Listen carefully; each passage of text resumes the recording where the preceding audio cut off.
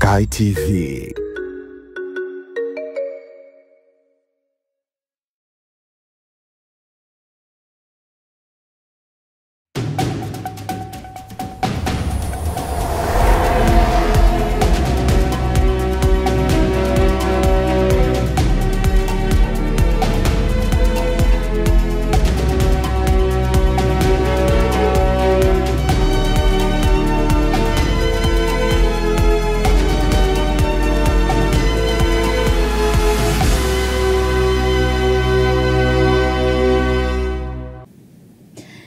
Kutangazia kutoka studio namba 1 hapa jijini Dodoma. Karibu katika taarifa ya habari ya kutwa nzima ya leo. Msomaji ni Mende Joseph na kwanza ni muhtasari wake. Mahakama ya tupilia mbali kesi ya Polepole huku ikiahirisha kesi ya Lissu hadi Novemba. Na kimataifa wasiwasi waongezeka huko Kivu wakati mazungumzo yakiendelea. Tutangazia pia kwa upande wa michezo, polisi watoa onyo kwa mashabiki wa Simba na Yanga wataka kudumisha utulivu uwanjani. Hujambo mtazamaji na karibu katika ulimwengu wa habari kutoka hapa Sky TV, tukikuletea dakika 60 za habari. Mahakama Kuu ya Tanzania masjala ndogo ya Dar es Salaam imeahirisha kesi ya uhaini iliyomkabili mwenyekiti wa Chama cha Demokrasia na Maendeleo Chadema Tundu Lissu hadi Novemba 3, 2025 baada ya upande wa mashtaka kushindwa kuendelea kutokana na kukosekana kwa ushahidi. Ibrahim Jamali na maelezo zaidi. Wakili wa serikali mkuu Lenatus Mkude ameeleza mahakama kuwa upande wa jamhuri ulikuwa tayari umeshatoa ushahidi kupitia mashahidi watatu, lakini shahidi watatu, mkaguzi wa polisi na mtaalamu wa uchunguzi wa kielektroniki Samuel Kaaya, alishindwa kuwasilisha vielelezo vyake vya flashi na memory card baada ya mahakama kukataa kuvipokea. Kwa mujibu wa wakili huyo wa serikali, tarehe 3 Novemba 2025 ilikuwa tayari imepangwa katika ratiba ya kesi hiyo, hivyo aliiomba shauri hilo liendelee siku hiyo. Hata hivyo, Lissu alipinga ombi hilo la kuahirishwa akidai kuwa sababu zilizotolewa na upande wa jamhuri hazina msingi wa kisheria. Kutokana na hatua hiyo, Jaji Ndunguru alisema mahakama imezingatia hoja za pande zote mbili na kubaini kuwa ombi la kuahirisha lina msingi wa kisheria kwa kuwa upande wa mashtaka haujawahi kukosa shahidi tangu shauri lianze. Hivyo kesi hiyo imeahirishwa hadi Novemba 3, 2025. Kando na hilo, familia ya aliyewahi kuwa balozi wa Tanzania kwenye nchi za Malawi na Cuba Humphrey Polepole, ikiongozwa na mama mzazi Mama Anna Mary Polepole, leo imefika kwenye viunga vya Mahakama Kuu ya Tanzania masjala ndogo ya Dar es Salaam kwa ajili ya kusikiliza uamuzi wa mahakama hiyo wa shauri namba 24514 la mwaka 2025. Shauri hilo limefunguliwa na Humphrey Polepole kupitia wakili wake Peter Kibatala, ambapo katika shauri hilo lililokuwa limefunguliwa kwa hati ya dharura sana, mahakama imeombwa kuwalazimisha wajibu maombi wamlete mahakamani au waeleze alipo Humphrey Polepole, ambaye ametoweka kwenye mazingira tatanishi na haijulikani alipo hadi hivi sasa. Katika shauri hilo wajibu maombi ni mkuu wa jeshi la polisi IGP, mkurugenzi wa mashtaka nchini DPP, kamanda wa polisi kanda maalum ya Dar es Salaam ZPC, mkuu wa upelelezi kanda maalum ya Dar es Salaam ZCO na mwanasheria mkuu wa serikali AG. Mimi ni Ibrahim Jamali, Sky TV.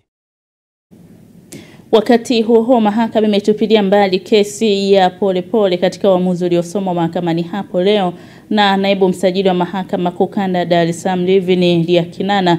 Mahakama imeeleza kuwa baada ya kupitia hoja za pande zote mbili, imeona hakuna uthibitisho wa moja kwa moja wa kueleza kwamba wajibu maombi jamhuri wanamshikilia Humphrey Polepole, isipokuwa kinachoelezwa ni kama hisia. Akizungumza na waandishi wa habari baada ya kutolewa kwa uamuzi huo, wakili Peter Kibatala ameeleza kuwa mawakili wa familia ya Humphrey Polepole kwa pamoja hawajaridhishwa na uamuzi huo na kwamba haraka iwezekanavyo watakata rufaa kwenye mahakama ya rufani. Kwa hiyo mara baada ya tukio hilo kutokea, basi tukafungua hapa mahakama kuu maombi yanaitwa habeas corpus. Kama nilivyosema hapo awali, ni maombi ambayo unafungua katika mahakama kuu ili kuzitaka mamlaka au taasisi au watu ambao mnaamini wanamshikilia huyo mhusika, na in this case tumefungua sisi maombi namba 2451 mwaka 2025 dhidi ya Inspector General wa polisi, DPP mkurugenzi wa mashtaka, mwanasheria mkuu wa serikali, mkuu wa upelelezi au kamanda wa upelelezi kanda maalum ya Dar es Salaam jeshi la polisi, pamoja na kamanda wa jeshi la polisi kanda maalum ya Dar es Salaam, tukiambia mahakama kwamba tunaamini wote kwa pamoja kama taasisi au mmoja mmoja kama taasisi either wanamshikilia Balozi Polepole au wanafahamu mahala alipo na anafanya nini huko. Kwa hiyo maombi yao kanaposema ito habeas corpus yalipangiwa kusikilizwa mbele ya Mheshimiwa Jaji Salma Magimbi, na uamuzi wake umetoka leo. Mahakama imenoti kwamba huyu Balozi Humphrey Polepole amepotea na mpaka sasa hivi haijulikani alipo, lakini imesema mikono yake imefungwa kutoa amri ambazo tulizoomba. Maana sisi tuliomba wamlete yeye au mwili wake mahakamani. Kama ni yeye akiwa hai, basi mahakama iweze kumchakata kisheria, aidha apewe dhamana au wanaomshikilia ambao tunaamini wanamshikilia kama tulivyosema mahakamani waeleze kwamba kwa nini wanamshikilia na kwa nini hawajamshughulikia kadri sheria inavyoelekeza. Kwa mahakama imesema kutokana na mazingira halisi ya shauri husika hakuna ushahidi wa moja kwa moja. Kuna neno la mahakama lilotumika, kuna suspicions. Kuna suspicions tu ambalo nafikiri ni sijui kama ni hisia, natumia neno la Kiingereza, tutasaidiana kulitafsiri. Hisia ni kitu tofauti kidogo. Mahakama inasema kuna suspicions, lakini hakuna ushahidi wa moja kwa moja kwamba hao wadau waliotajwa ndio wanamshikilia Balozi Polepole. Na imesema katika mazingira hayo mahakama inachelea kuamuru wamlete mahakamani yeye au mwili wake ili uweze kushughulikiwa kisheria, kwa sababu hata haina uhakika kwamba ni wao basi ndio wanaye Balozi Humphrey Polepole. Mwisho kabisa niwatie tu moyo wale ambao ni familia, ndugu, jamaa na wote ambao wanafuatia hatima ya Balozi Polepole. Hapa sio mwisho. Tunaposema hatukutegemea itakuwa rahisi, hapa sio mwisho. Mahakama wote mnafahamu rufaa tumesha kufanikiwa mara kadhaa. Mnakumbuka wakati ule kesi ya kina Mbowe walipigwa faini, Tanzania nzima ikawachangia, lakini baadaye tukakwenda kukomboa faini na kifungo mahakama kuu kwenye rufaa. Godbless Lema alinyimwa dhamana na Hakim Kamugisha, tukaenda mahakama kuu tukakomboa. Ni sehemu ya kutafuta haki, ni sehemu ya kupigania uhai na hatima ya Balozi Polepole. Kwa sisi hatujakata tamaa, na watu wengine pia wanaotusapoti ambao labda wanashindwa kujitokeza hadharani waendelee kutusapoti, kutuombea. Tuko imara na tunakwenda kwenye hatua nyingine, na tumekuana mama hivyo mnamuona yuko imara. Tumekuana kwamba tuendelee kuwa imara pamoja na changamoto mbalimbali ambazo watu wanazipitia. Basi tuendelea kutoa taarifa zaidi kuhusu mchakato wa rufaa. Mtazamaji, tuangazie taarifa nyingine. Wakulima wadogo katika mikoa 7 nchini watanufaika na mpango wa kilimo cha umwagiliaji unaolenga kuwawezesha kuondokana na utegemezi wa mvua za msimu na kuongeza uzalishaji wa mazao ya kibiashara. Sofia Daudi na taarifa kamili. Akizungumza na waandishi wa habari katika viwanja vya Dr. John Samuel Malesela vilivyopo Nzuguni jijini Dodoma tarehe 24 Oktoba 2025, Katibu Mkuu wa Wizara ya Kilimo Gerard Mweli amesema mpango huo ni sehemu ya mkakati wa serikali wa kuendeleza kilimo chenye tija kwa wakulima wadogo nchini. Katibu Mkuu Mweli amebainisha kuwa awamu ya kwanza ya utekelezaji wa mpango huo itahusisha mikoa 7 ya Mara, Mwanza, Simiyu, Kagera, Geita, Ruvuma na Tanga, ambapo jumla ya wilaya 16 na vijiji 93 vitanufaika. Na katika mikoa hiyo 7, wilaya 16 tunaanza nazo kwenye awamu ya kwanza, ambao tutafikia vijiji 93. Katika vijiji hivi 93 tunategemea fikia wakulima 2264 ambao wakulima hata tumeshawabainisha, na ekari jumla zitakazomwagiliwa kwa miundombinu hii ambayo tunaisambaza sasa hivi ni ekari takriban 4000. Na miundombinu hii inajumuisha nini sasa? Tunampatia mkulima pampu ambayo ina horsepower 10 ambayo ina uwezo kuvuta maji mpaka mita 500 kutoka kwenye chanzo cha maji. Tunampatia mpira wenye urefu wa mita 500. Mnauona huu mpira ambao hapa tunaonyesha jinsi unafanya kazi, ambapo sisi aina hii ambayo tunaisambaza sisi katika awamu ya kwanza inaitwa Jet 35 au Jet 35, ambayo ina uwezo wa kumwagilia ndani ya lisali moja kwa ekari moja. Kwa hiyo hawa wakulima ambao tumeunda kwa vikundi, kila kikundi kina watu 10, tunawapatia seti hii moja, na vikundi vyenye watu 30 tunawapatia seti hizi 3 au jozi 3 za miundombinu hii. Lengo letu ni kwamba tuachane sasa na ile masuala ya misimu, kwa sababu misimu ni kukosa mvua. Ni 2264. 2264 wakulima hawa wapo kwenye vikundi vya watu kati ya 10 na 30. Kila kikundi kinachofikisha watu 10 inapewa jozi moja. Na jozi moja inajumuisha pump ambayo mtaiona hapa, mpira wenye urefu wa mita 500, pamoja na kifaa cha umwagiliaji kama mnachokiona hapo, ambacho Kiingereza anaita sprinkler, kwa Kiswahili ni kifaa kwa ajili ya unyunyizi wa maji kwa mimea. Kwa hiyo shilingi milioni 3.5 zilizotolewa na Mheshimiwa Rais mwanzoni wa mwaka huu ndio zimetuwezesha kununua vifaa hivi ambavyo ni jozi 250, na leo tunagawa jozi 200 na jozi 50 tutagawa kwenye mikoa ambayo inaendelea na ubainishaji sasa hivi. Na kama nilivyosema, ndani ya miezi 6 tutakuja na awamu ya pili, awamu ya 3, awamu ya 4, kwa sababu hii ni awamu ya majaribio. Na mfumo huu umeandaliwa kwa kusikiliza wakulima. Mwezi wa 6 mwaka jana tulitembea kwenye mikoa yote ambayo ina vyanzo vya maji kuwasikiliza wakulima wamependa waone nini tunaboresha kwenye umwagiliaji wao, ambako ni ile mikoa ambayo ina vyanzo vya uhakika vya maji. Na kama ambavyo amezungumza, kuanzia kesho tunaanza kuenda kuvigawa, na tayari magari kupitia kampuni ya Grover ambao ndio wenye kazi hii, tayari magari yao wameshafikisha hivyo vifaa katika mikoa husika ile 7 ya kuanzia. Lakini lengo la programu hii ni kuhakikisha tunakwenda nchi nzima kama ambavyo amezungumza Katibu Mkuu, lakini kwa maana ya pilot hii ni mikoa 7 ambayo tumeanza nayo. Wakati huo tunatengeneza seti nyingine ya mikoa ambayo itaendelea baada ya hii.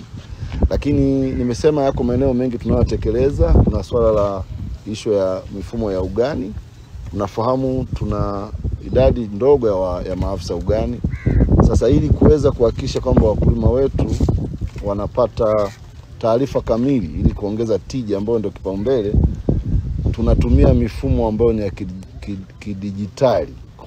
Pampu hizo aina ya Jet 35 zenye thamani ya shilingi bilioni 3.5 zina uwezo wa kumwagilia umbali wa mita 500 kutoka chanzo cha maji na ekari 1 kwa saa. Aidha, katika awamu ya kwanza visima 500 vitachimbwa ili kuwezesha upatikanaji wa maji ya kutosha kwa wakulima, na serikali inaendelea kuwekeza katika miundombinu ya umwagiliaji ili kuhakikisha wakulima hawategemei mvua, hivyo huongeza kipato na usalama wa chakula nchini. Sofia Daudi, Sky TV.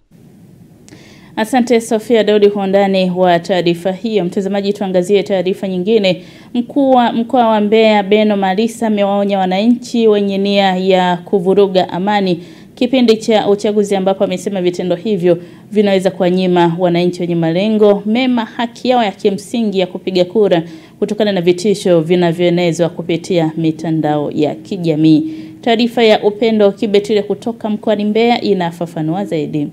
Akizungumza na waandishi wa habari, mkuu wa mkoa wa Mbeya Beno Malisa amesema ni haki ya kimsingi kwa kila mmoja kupiga kura, huku akiwahakikishia wananchi hali ya usalama katika siku hiyo. Nianze kwa kushukuru wananchi wote wa mkoa wa Mbeya kwa utulivu mkubwa, kwa mshikamano na uzalendo walioonyesha kipindi cha kampeni na ushiriki wao katika kuielezea umma kwa vyama vyao nini wanakwenda kuwafanyia Watanzania iwapo watapata ridhaa hiyo. Kwa hiyo zoezi hilo limeenda vizuri. Kwa kifupi tunaita zoezi la kampeni, na mpaka sasa hatuna changamoto yoyote. Kwa hiyo nawashukuru sana wananchi wa mkoa wa Mbeya kwa haiba hiyo, hasa kwa kipindi hichi. Kila pili, wote tunafahamu uchaguzi ni haki ya msingi na ndio sauti ya wapiga kura katika kuweka viongozi wao ambao watashirikiana nao katika kuleta maendeleo yale yaliyotarajiwa. Kwa msingi huu, niwahakikishie wananchi wa mkoa wa Mbeya kuwa serikali yao pamoja na vyombo vya ulinzi viko imara, vimejipanga vizuri kuhakikisha ulinzi na usalama katika muda uliobakia na wakati wote wa kupiga kura, kuhesabu kura pamoja na kutangaza matokeo. Wawe na amani, wajitokeze kwa wingi kuhakikisha kuwa wanashiriki fursa hii muhimu, huku sisi tukiwahakikishia pamoja na wao tutashirikiana hali iwe ya amani pamoja na utulivu kipindi chote cha zoezi hilo. Pokea viashiria vya maneno kutoka kwenye mitandao ya kijamii pamoja na maeneo mengine, na wale wanaofikiri kufanya hivyo huwa na msemo mmoja, wajionye kwanza kabla hawajafikiria kufanya hivyo.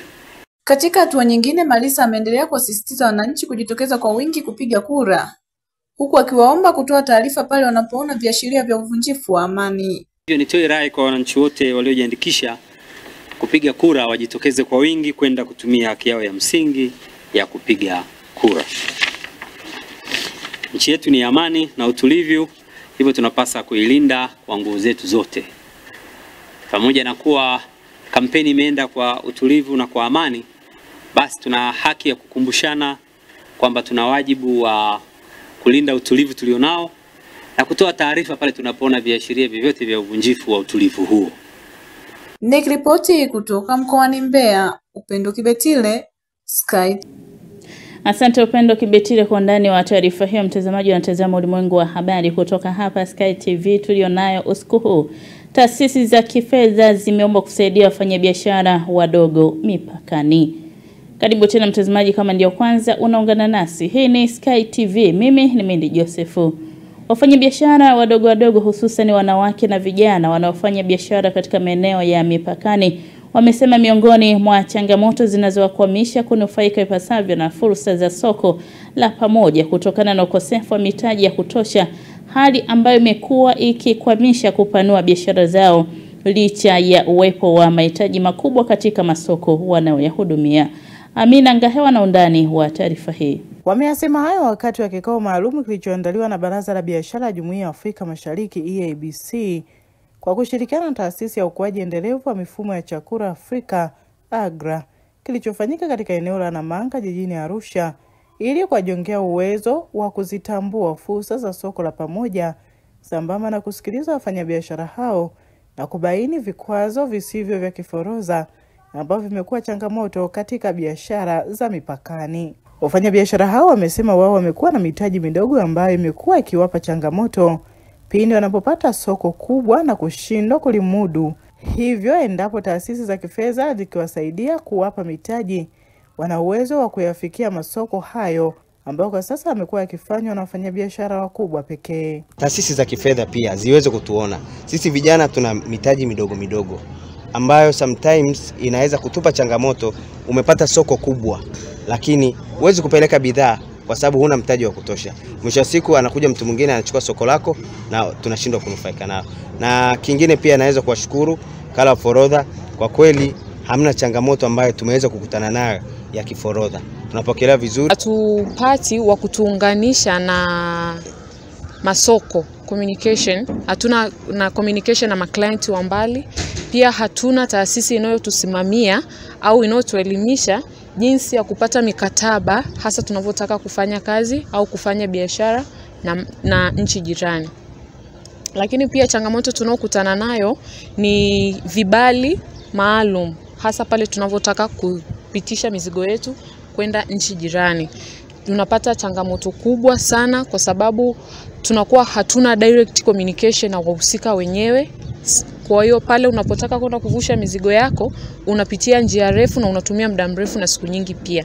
Mpaka muda mwingine inatupelekea kupita njia zingine tofauti na zile kwa sababu hatuna msaada wa kutuonyesha sehemu husika. Kwa upande wao waandaaji wa kikao hicho wanabainisha namna mafunzo hayo yalivyo muhimu katika kuwasaidia wafanyabiashara wadogo kuendana na soko la pamoja hususan kwa nchi wanachama wa Jumuiya ya Afrika Mashariki. Tutahakikisha kwamba tunawafundisha au tunawaongezea uwezo wa wafanyabiashara ili kuweza kutumia mifumo, hasa ule mfumo ambao tunaita simplified trade regime au mfumo rahisi wa kufanya biashara katika jumuiya yetu, ambapo unawafanya wafanyabiashara wanaweza wakapata vile vyeti vya uhalisia wa bidhaa ambazo bidhaa zao hazipiti juu ya thamani ya $2,000. We want to promote youth, especially young women. Tunataka pia kuwatia moyo vijana wafanyabiashara wawe na ujasiri wa kujieleza ili sauti yao isikike katika kufanya maamuzi ya kibiashara katika sera za biashara, na pia waweze kuzungumzia changamoto wanazokutana nazo katika shughuli zao za biashara. Kutoka mkoani Arusha, Amina Ngahewa, Sky TV.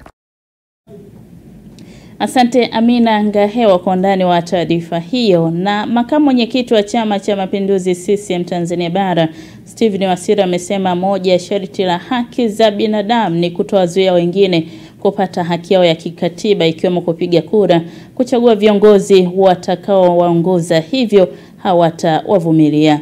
Amesema CCM inaheshimu haki za binadamu, lakini atakayeshindwa kuziheshimu na kusababisha uvunjifu wa sheria atashughulikiwa kwa kadiri sheria inavyoelezeka. Wasira amesema hayo leo Oktoba 24, 2025 wakati akizungumza na wana CCM wilayani Bukombe mkoani Kagera, akiwa katika ziara ya kumnadi mgombea urais wa CCM Daktari Samia Suluhu Hassan pamoja na wagombea ubunge na udiwani waliosimamishwa na chama hicho. Wanazungumza sana haki za binadamu na sisi tunaziheshimu. Lakini haki za binadamu zina masharti. Masharti yake ni kwamba kama unadai haki yako wewe, usiwazuie wengine kupata haki zao. Unaweza ukaendelea. Na sisi hatujakataa kusikiliza hata kidogo. Rais Samia anasema ana harangati 4 na amesema katika siku zake 100 baada ya uchaguzi ataanza mjadala na wale ambao wanahitaji kuzungumza naye. Maana hatuendeshi kwa mabavu, tunaendesha kwa mazungumzo.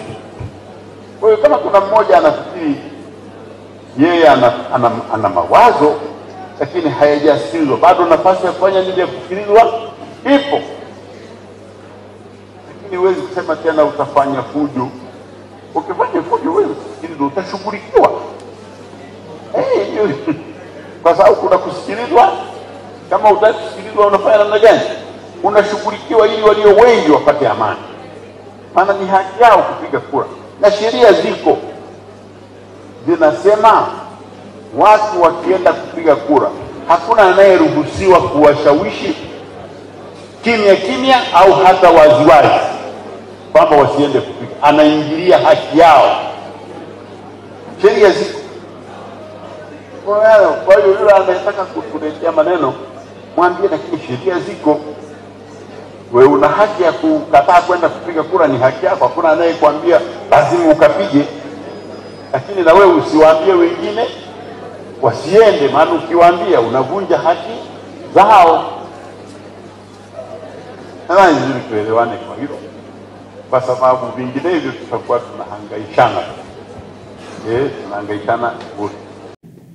Mtazamaji, tuelekee mkoani Songwe. Mgombea ubunge wa jimbo la Vao wilaya ya Mbozi mkoani Songwe kupitia Chama cha Mapinduzi CCM Japhet Yasunga ameendelea kunadi ilani ya Chama cha Mapinduzi ya mwaka 2025 na 30, huku akiwaahidi wananchi wa jimbo la Vao kuwaletea maendeleo endapo watakichagua chama hicho katika uchaguzi mkuu ujao.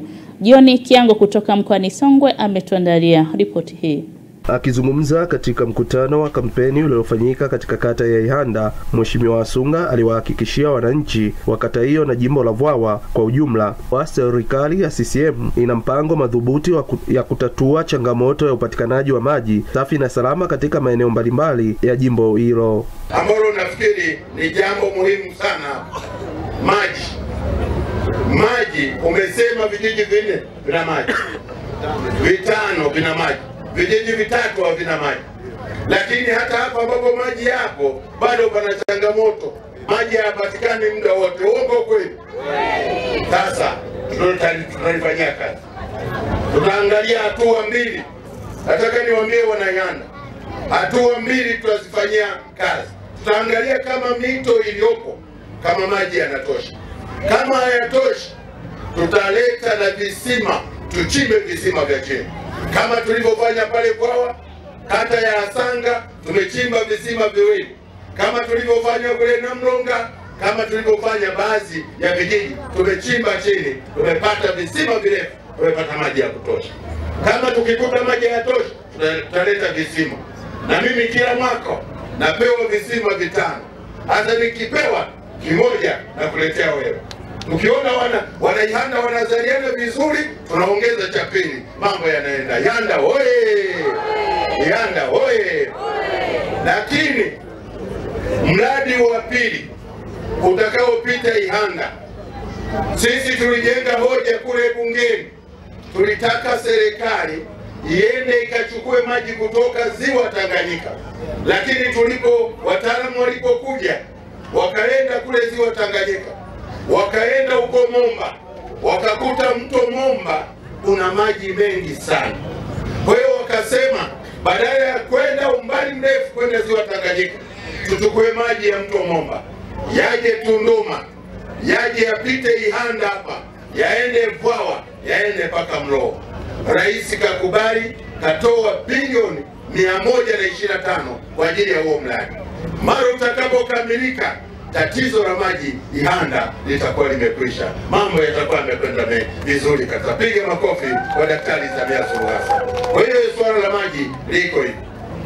Aidha, Mheshimiwa Sunga amewataka wananchi wa jimbo la Vwawa kujitokeza kwa wingi siku ya kupiga kura tarehe 29 Oktoba mwaka huu, kuhakikisha wanakipigia kura Chama cha Mapinduzi ili kuendeleza mafanikio yaliyopata na kuleta maendeleo zaidi.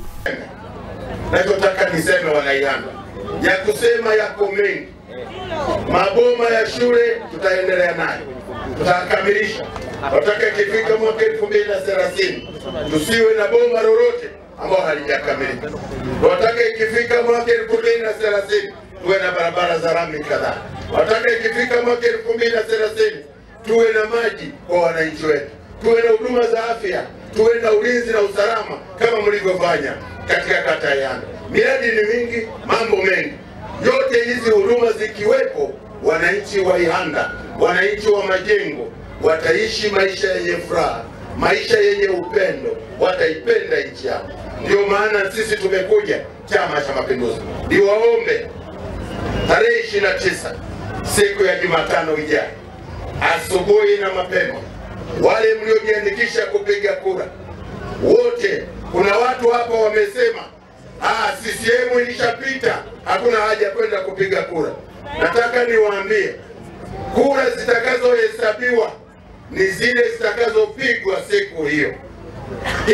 Ili CCM ipite, lazima ipigiwe kura. Yale mliotupigia tarehe 4 mwezi wa 8 zilikuwa ni kura za maoni.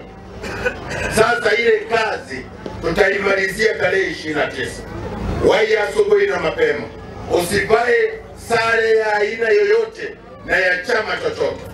Wahi pale kwenye kituo ulichojiandikisha kupiga kura na kitambulisho chako cha kupiga kura, kakipigie Chama cha Mapinduzi. Nikiripoti kutoka mkoani Songwe, mimi John Kiango, Sky TV. Mtazamaji, tunahitimisha katika habari za kitaifa na sasa tunapata mapumziko mafupi. Tukirejea tunaungana na Godiness Gaspar katika habari za biashara na uchumi.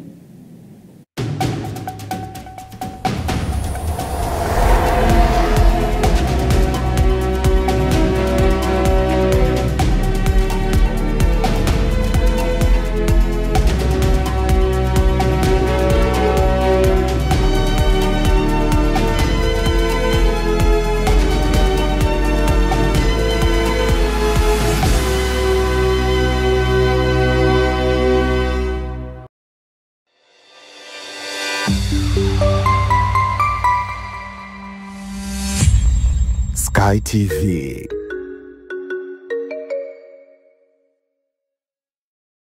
Tabasamu mfugaji, na usahau hasara milele kwa kukata bima ya mifugo kutoka NIC Insurance. Pakua app ya NIC kiganjani kutoka Play Store ama App Store, au tembelea tovuti ya www.nicinsurance.co.tz.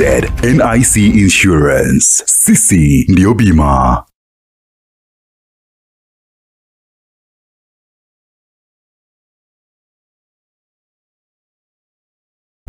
Mkulima, unapataje hasara ya mazao wakati kuna bima ya kilimo kutoka NIC Insurance? Pakua app ya NIC kiganjani kutoka Play Store ama App Store, au tembelea tovuti ya www.nicinsurance.co.tz. NIC Insurance, sisi ndio bima.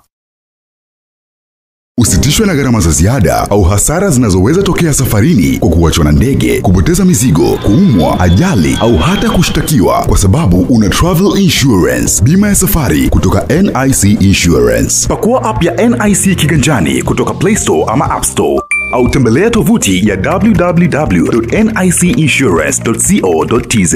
NIC Insurance. Sisi ndio bima.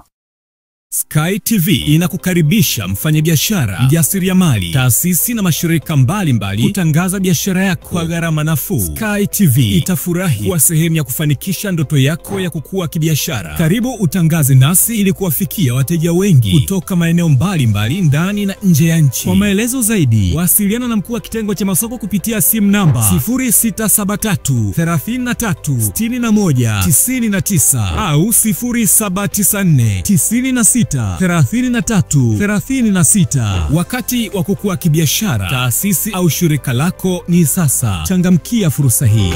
Sky TV, above the limit.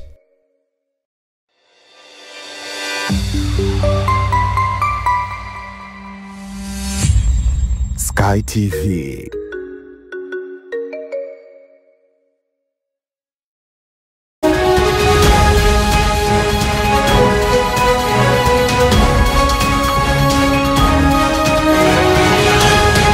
Biashara na uchumi.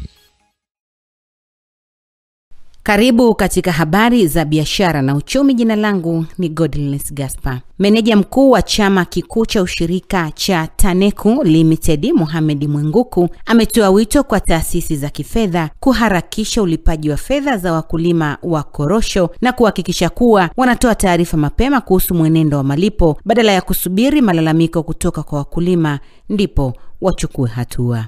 Akizungumza katika kikao kazi kilichowakutanisha wawakilishi wa taasisi za kifedha pamoja na makatibu na wenye viti wa vyama vya msingi kutoka wilaya ya Tandahimba na Newala, Mwenguku amesema kuwa ucheleweshaji wa malipo unawarudisha nyuma wakulima na ni kikwazo kikubwa katika juhudi za kuimarisha maendeleo ya sekta ya korosho.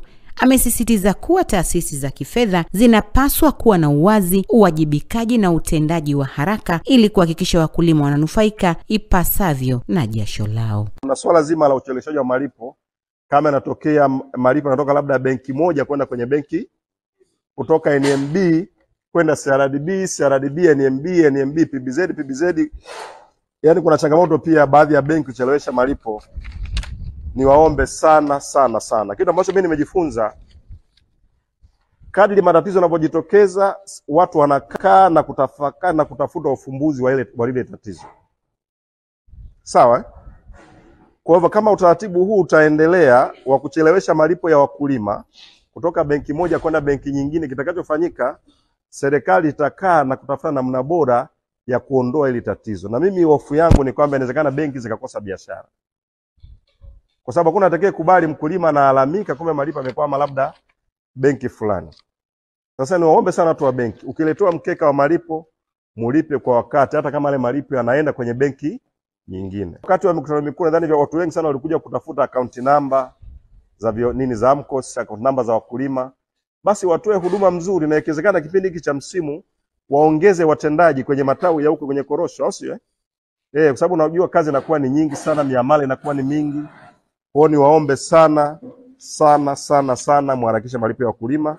Lakini vile vile sisi kama Taneku pia mtusaidie, kama kuna rejection basi mtupe taarifa kwa wakati. Kwa mfano mwaka jana ilikuwa natokea, tumepeleka mkeka benki, umekaa siku 3 siku 4, umefika pale labda na changamoto, mtu ameweka pembeni, hajaendelea nao, hatoe taarifa mpaka anakuja mkulima labda baada ya wiki 2, tunaenda benki, ndio mtu wa benki anakumbuka kufuta ule mkeka ambao alikuwa ameweka pembeni bila kufanya kazi yoyote. Kwa hiyo niwaombe sana ili jambo kwa kweli mtusaidie. Na sasa tutazame viwango vya kubadilisha fedha kutoka Benki Kuu ya Tanzania BOT, ambapo leo Oktoba 24, 2025, dola ya Marekani imenunuliwa kwa shilingi 2444 na senti 5 na kuuzwa kwa shilingi 2469 na senti 0. Paundi ya Uingereza imenunuliwa kwa shilingi 3262 na senti 5 na kuuzwa kwa shilingi 3295 na senti 1.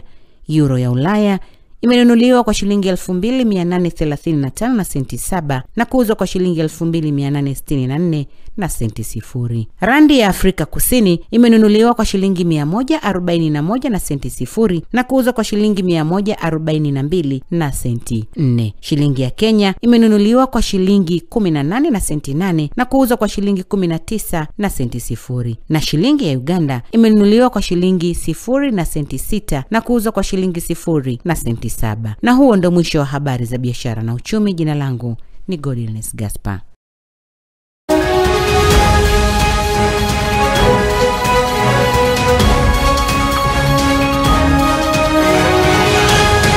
Biashara na uchumi.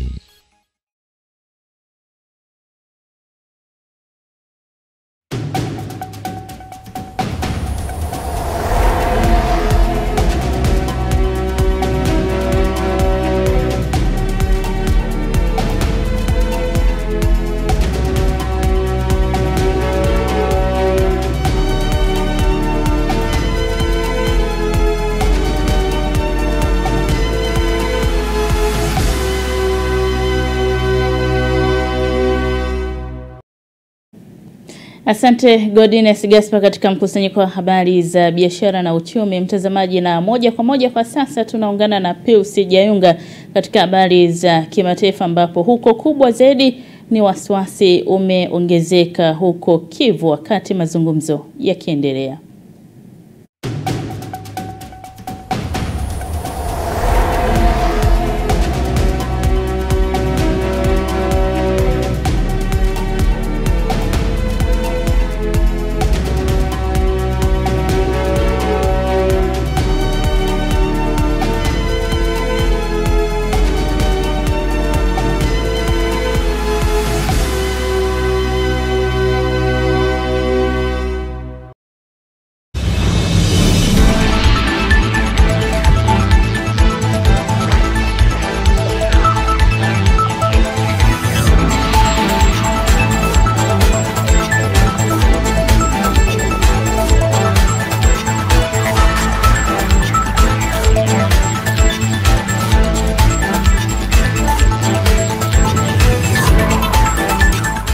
Habari za kimataifa. Karibu katika habari za kimataifa, ninaitwa Pius Jayunga.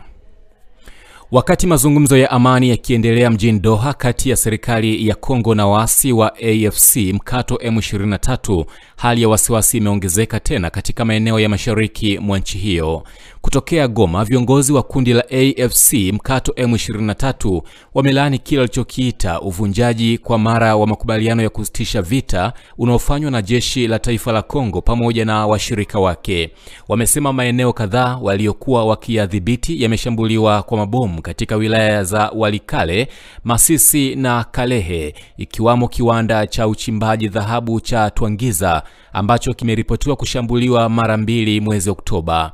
Kolineile Nangaa, mratibu wa kisiasa wa kundi hilo, ameitaja hatua hiyo kuwa uhalifu dhidi ya amani na akaishtumu serikali ya Kinshasa kwa kuvuruga juhudi za kidiplomasia zinazoendelea mjini Doha na Washington. Kwa upande wa serikali, msemaji wake amekanusha madai ya mashambulizi hayo akiyataja kama uzushi wa waasi, lakini kwa wanaharakati wa kijamii, pande zote mbili zinajionyesha kama wahanga kwenye mitandao ya kijamii, huku wananchi wa kawaida wakiendelea kubeba mzigo wa mateso. Kwingineko, raia wengi wa Ujerumani wanakubaliana na matamshi ya hivi karibuni ya kansela wa Ujerumani Friedrich Merz yanayopendekeza kwamba matatizo yanayotokana na uhamiaji yanadhihirika wazi katika barabara za nchi hiyo. Matamshi ya Merz kuhusu wahamiaji yameibua maandamano ya karibu kila siku katika miji mikubwa. Baadhi ya 63% ya watu waliohojiwa katika utafiti uliofanywa na shirika la habari la ZDF wamesema wanakubaliana na matamshi ya kansela, huku 29% wakisema wanapinga. Hata hivyo, ni 18% pekee ya waliohojiwa waliosema kuwa wakimbizi wanasababisha matatizo katika maeneo yao, huku 74% ikisema hawajakumbana na matatizo yoyote makubwa ama kutoshuhudia kabisa. Wiki iliyopita Merz alisema serikali yake inarekebisha makosa yaliyopita katika sera ya uhamiaji na inapinga hatua hiyo. Mwisho wa habari za kimataifa. Naitwa Pius Jayunga.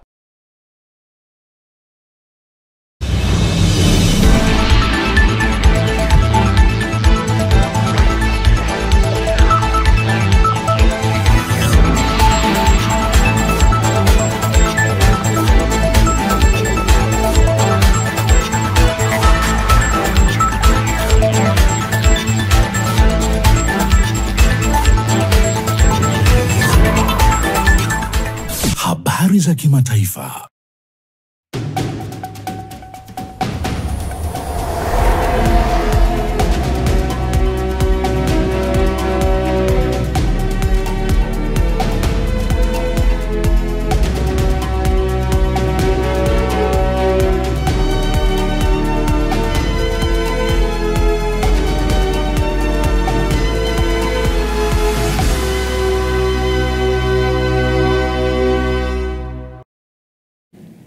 Asante Pius Jayunga katika mkusanyiko wa habari za kimataifa. Mtazamaji, ule wa saa wa kuelekea sasa dimbani kuangazia ya kimichezo umewadia, na hivi punde tu tunaungana na mwanamichezo Lai Saidi atujuze kwenye michezo nini kimejiri.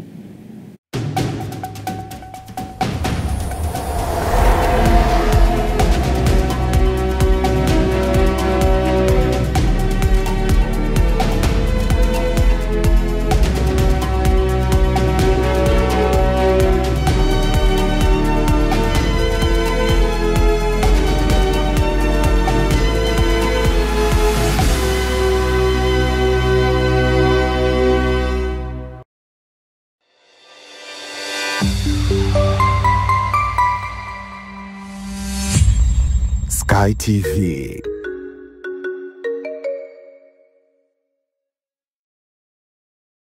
Tabasamu mfugaji, na usahau hasara milele kwa kukata bima ya mifugo kutoka NIC Insurance. Pakua app ya NIC kiganjani kutoka Play Store ama App Store, au tembelea tovuti ya www.nicinsurance.co.tz. NIC Insurance, sisi ndio bima. Sky TV inakukaribisha mfanyabiashara, mjasiriamali, taasisi na mashirika mbalimbali kutangaza biashara yako kwa gharama nafuu. Sky TV itafurahi kuwa sehemu ya kufanikisha ndoto yako ya kukua kibiashara. Karibu utangaze nasi ili kuwafikia wateja wengi kutoka maeneo mbalimbali ndani na nje ya nchi. Kwa maelezo zaidi, wasiliana na mkuu wa kitengo cha masoko kupitia simu namba 0673 33 61 99 au 0794 96 3336. Wakati wa kukua kibiashara, taasisi au shirika lako ni sasa. Changamkia fursa hii. Sky TV, above the limit.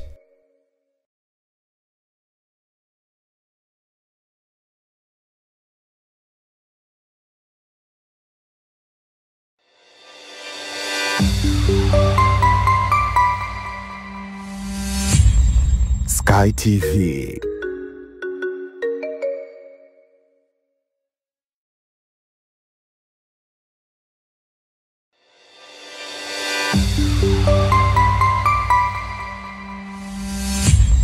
Sky TV.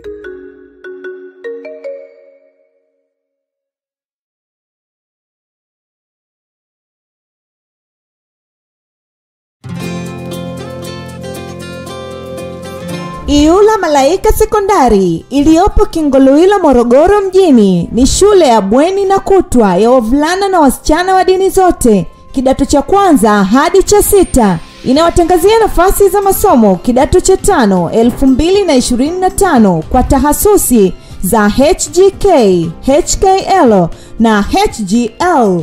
Sifa za mwombaji ni ufaulu wa kuanzia daraja C katika masomo matatu na kuendelea. Kuhamia kidato cha kwanza na 3 mwaka 2025 kwa masomo ya science, sanaa na biashara. Usajili unafanyika kila siku za kazi saa 2 kamili asubuhi shuleni Iyula Malaika Sekondari. Ada inalipwa kwa awamu 4 tu kwa mwaka. Form za kujiunga zinapatikana shuleni Iyula Malaika Sekondari na kwa Dar es Salaam Msimbazi Center chumba namba 9. Kwa mawasiliano zaidi piga simu namba 0786 88 58 80, 0747845001 au 0716301883. Mlete mwanao Iyula Malaika kwa elimu bora na ya uhakika.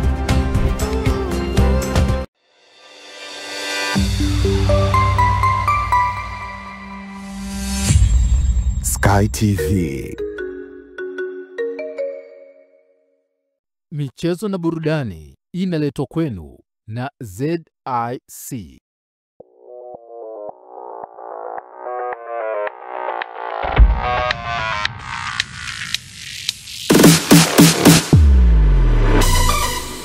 Habari za michezo na burudani.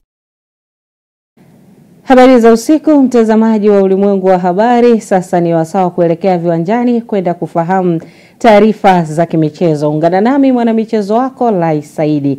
Tukianzia hapa nyumbani, wakati klabu za Simba na Yanga zikijiandaa kwa ajili ya mechi za marudiano ligi ya mabingwa barani Afrika, kikosi cha timu ya Nsingizini Hotspurs ya Eswatini ambao wao watakipiga dhidi ya Simba Sport Club na Silver Strikers ya Malawi, jeshi la polisi kanda maalum ya Dar es Salaam limewatahadharisha mashabiki kuepuka kufanya vurugu. Akizungumza na vyombo vya habari, kamanda wa polisi kanda maalum ya Dar es Salaam Jumanne Muliro amesema mifumo ya usalama itaimarishwa kuhakikisha kila atakayeingia uwanjani anatoka salama. Mchezo huu umekusanya hisia tofauti kutoka kwa wapenzi wa soka kutokana na matokeo ya awali, na unatarajia kukusanya watu wengi, hasa kutokana na jinsi uongozi wa Yanga ulivyoamua mchezo huu uwe kwa mashabiki na wapenzi wa soka wa timu hiyo. Uwanja ule una uwezo wa kuchukua watu 60,000, lakini pia watu hawa wanatakiwa wakiwa mle ndani wawe salama, waingie wakiwa salama na watoke wakiwa salama, bila kujali matokeo ni ya namna gani. Mchezo wa soka kwa kawaida una matokeo matatu: kushinda, kushindwa au kupata sare. Timu moja kusonga mbele kwenye mfumo wa mashindano haya na timu nyingine kubaki. Sasa itategemea matokeo ni yepi. Sasa jukumu letu sisi, bila kujali aina ya matokeo, ni lazima watu walioingia kwenye uwanja ule waendelee kuwa katika mazingira ya usalama, wawe na furaha au na uchungu. Kwa jeshi la polisi linawatahadharisha mashabiki wa soka watakaohudhuria siku ya kesho kwamba mifumo ya kiusalama itaimarishwa kwa kiwango cha juu. Upekuzi utafanyika. Hakuna mtu mwenye silaha ya aina yoyote, kwa tafsiri ya kisheria, kitu chochote ambacho kinaweza kuleta madhara kwa binadamu katika sura ya kujeruhi au kusababisha mazingira ya kiusalama kuharibika hakitaruhusiwa. Kwa hiyo upekuzi utakuwa wa hali ya juu. Ni askari wachache au watu wenye mamlaka ya kiusalama Kuelekea mchezo wa marudiano wa hatua ya pili ligi ya mabingwa barani Afrika, mchezo ambao utapigwa Oktoba 25 siku ya kesho dhidi ya kikosi cha Silver Strikers kutokea Malawi. Kocha msaidizi wa kikosi cha Yanga Patrick Mabedi ameweza kuzungumzia maandalizi yao katika kuelekea mchezo huo, akisema wachezaji wamejiandaa vizuri na kuna nguvu kubwa, hamasa na ari baina ya timu hiyo. Wakizungumza kwenye mkutano na waandishi wa habari, Mabedi amefichua kuwa timu hiyo kesho itakuwa na jukumu la kushambulia tu na sio kukaa nyuma, kwa kuwa tayari wapo nyuma kwa goli moja dhidi ya miamba hiyo ya Malawi, huku nahodha msaidizi wa Yanga Dickson Job akiwaita mashabiki kujitokeza kwa wingi ili timu hiyo iweze kupata ushindi. However, the players also adapted very well and they were excited, a lot of energy, and they know that they have to do better than they did in Malawi. since we're playing home here, and players are looking forward for the game. Look, in football, every game there's a pressure because you need to deliver, and I'm unfortunately lucky that I've been working with the team with the pressure. So I think I won't see any problem handling this pressure because I've been there in this pressure. But most important thing that we need to do, all of us, we just need to relieve this pressure. Yeah, obviously we played away and now we're playing home. Obviously we need to find solution. As you know, we won't go down, and we have to go out there and change our tactical approach as well, and we have to attack this team. We don't have time to sit back or do anything, but we need to attack this team and make sure that we manage as well the team. And due to players, I think obviously a lot of players are available, and I think it's only Yao that is still assessing, and maybe also we'll see maybe 1 or 2 players that we need to still assess. Maandalizi kwa upande wetu sisi kama wachezaji tuko tayari kwa ajili ya mchezo na tunatambua umuhimu wa mchezo huu ambao tunakwenda kucheza siku ya kesho. Kikubwa ni sisi kufocus na kujiandaa vizuri na kuweza kufanya vizuri kwenye mchezo huo na kuingia katika hatua ya group stage. Kwanza kwa upande wetu sisi kama wachezaji ni kwenda kupambana kwa jasho na damu kuweza kufanya vizuri kwenye mchezo huo. Lakini kikubwa hii sio ya kwetu peke yetu. Na sisi tungependa kurudi kwao mashabiki zetu siku ya kesho, leo walale wakiwaza kwamba kesho tuna jambo muhimu ambalo tunabidi kwenda kulifanya katika uwanja wa Benjamin Mkapa. Waje wajitokeze kwa wingi, waje kutupa support, na sisi kama wachezaji wao tunahakikishia na tunakwenda kupambana kupata matokeo kwenye mchezo huo. Na katika masumbwi ambapo katibu mtendaji Baraza la Taifa la Michezo Visiwani Zanzibar, Saidi Kasim Marin, amempongeza bondia wa ngumi za kulipwa Ali Mkojani kwa kuweza kuitangaza Zanzibar kwenye mchezo huo baada ya kupata medali ya shaba kwenye mashindano ya kimataifa yaliyofanyika nchini Brazil mwezi Oktoba. Pia amesema huu ni mwanzo wa serikali pia inajipanga zaidi kufanya mambo mengine makubwa kwenye mchezo wa ngumi ili kuweza kutoa fursa kwa vijana kuonyesha vipaji vyao. Kwanza tunamshukuru Mwenyezi Mungu, safari imeenda salama na wamerejea leo na bila kila mmoja kuwa katika hali ya afya nzuri kabisa. Lakini la pili, huu ni mwanzo kwa sababu serikali ya awamu ya 8 tuna lengo letu kubwa ni kwenda kimataifa, na tayari milango imeanza kufunguka kwa upande wa boxing, lakini tumeona mashindano mengine pia tumekuwa tukifanya mashindano mbalimbali. Kwa hiyo huu ni muendelezo na mambo mengi yanakuja baadaye, tunategemea hivyo. Kwa jina naitwa Ali Mkojani na ni bondia champion wa ngumi za kulipwa. Nashukuru Mungu kwa tulikokwenda na makocha wangu pamoja na bondia mwenzangu Suleiman. Kifupi kwa Tuelekee kimataifa ambapo Mkenya anayeshikilia rekodi ya dunia ya mbio za marathon kwa wanawake Lucy Chepngetich aliyefungiwa miaka 3 baada ya kukiuka kanuni za kupinga matumizi ya dawa za kusisimua misuli.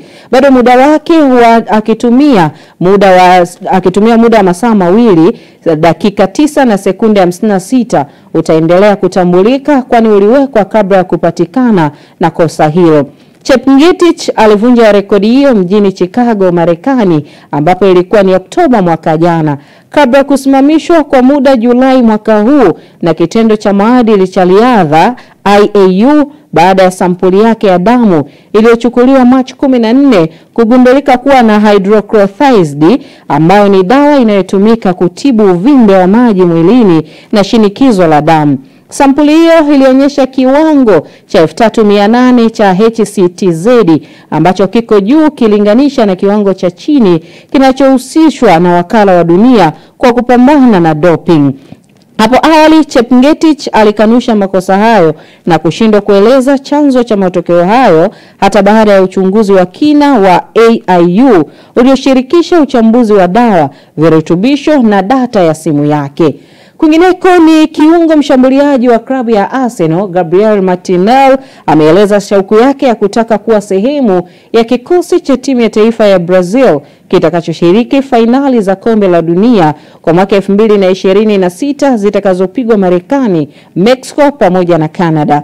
Martinelli amekuwa akiitwa mara kadhaa kwenye kikosi cha taifa hilo linaloshikilia rekodi ya kutoa kombe la dunia mara 5, lakini hajawahi kushiriki fainali hizo ambazo mwakani zitachezwa kwa mara ya 23 tangu kuanzishwa kwake mwaka 1930.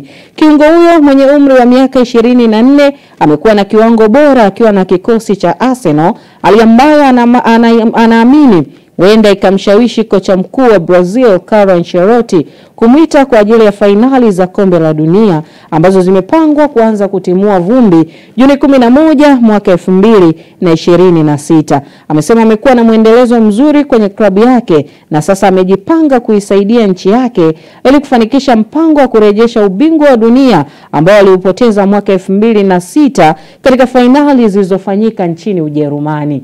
Taarifa hiyo inatufikisha tamati ya habari za michezo na burudani. Ni kurejesha kwake Mindi Joseph aweze kukamilisha ulimwengu wa habari.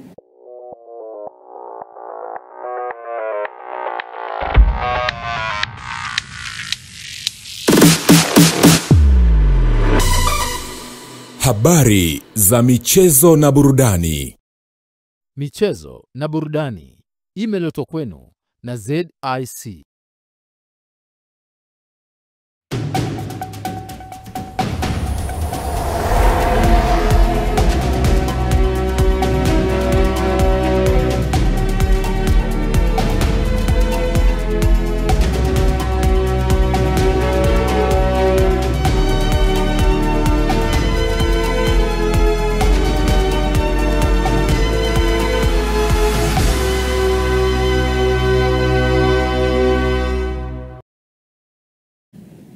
Asante mwana michezo wetu Lai Saidi kwa mkusanyiko wa habari za michezo. Mtazamaji, tuangazie kwa upande wa utabiri wa hali ya hewa kwa saa 24 zijazo. Ikiwa ni siku nyingine tena, naomba niukaribishe katika utabiri wa hali ya hewa ambao ni wa saa 24 zijazo. Na kwa usiku wa leo ni matarajio yetu kuwa mkoa wa Kigoma pamoja maeneo yanayozunguka ziwa Victoria, maeneo haya yatajua kuwa na hali ya mawingu kiasi, mvua na ngurumo za radi katika maeneo machache. Wakati maeneo mengine ya nchi yanayosalia, maeneo haya yatajua kuwa na hali ya mawingu kiasi pamoja na ukavu kwa ujumla. Na kwa siku ya kesho, mifumo ya upepo inayotarajiwa kuvuma kwa kasi ya kilomita 20 kwa saa katika ziwa Victoria, ziwa Tanganyika, ziwa Rukwa, ziwa Nyasa pamoja na ukanda wote wa pwani. Na hivyo hali ya bahari pamoja na hali ya ziwa inatarajiwa kuwa na mawimbi madogo. Na kiwango cha juu zaidi cha joto kinatarajiwa kwa nyuzi joto 33 katika mikoa ya Katavi, Morogoro pamoja na Dar es Salaam, ambapo ni kiwango zaidi cha juu cha joto kulinganisha na maeneo mengine ya nchi yetu. Lakini pia kwa siku ya kesho ni matarajio yetu kuwa mikoa ya Kigoma pamoja na Tabora pamoja maeneo yanayozunguka ziwa Victoria, maeneo haya yanatarajiwa kuwa na hali ya mawingu kiasi, mvua na ngurumo za radi katika maeneo machache pamoja na vipindi vya jua. Mikoa ya Arusha pamoja na Kilimanjaro, maeneo haya yanatarajiwa kuwa na hali ya mawingu kiasi, mvua nyepesi katika maeneo machache na vipindi vya jua. Wakati maeneo mengine nchi yanayosalia, maeneo haya yanatarajiwa kuwa na hali ya mawingu kiasi pamoja na vipindi vya jua. Na ufuatao ni utabiri wa hali ya hewa siku zijazo kwa baadhi ya miji hapa nchini. Dar es Salaam, vipindi vya mvua nyepesi pamoja na mvua vinatarajiwa. Dodoma, vipindi vya jua pamoja na mvua nyepesi vinatarajiwa. Mwanza, vipindi vya mvua na ngurumo vinatarajiwa. Kilimanjaro, vipindi vya jua, mvua nyepesi pamoja na mvua vinatarajiwa. Mbeya, vipindi vya jua vinatarajiwa. Morogoro, vipindi vya jua pamoja na mvua vinatarajiwa. Lakini pia kwa mkoa wa Arusha, vipindi vya jua pamoja na mvua vinatarajiwa. Na kutoka mamlaka ya hali ya hewa Tanzania hatuna la ziada. Ulikuwa nami Rebecca William, tukutane hapo kesho muda wakati kama huu.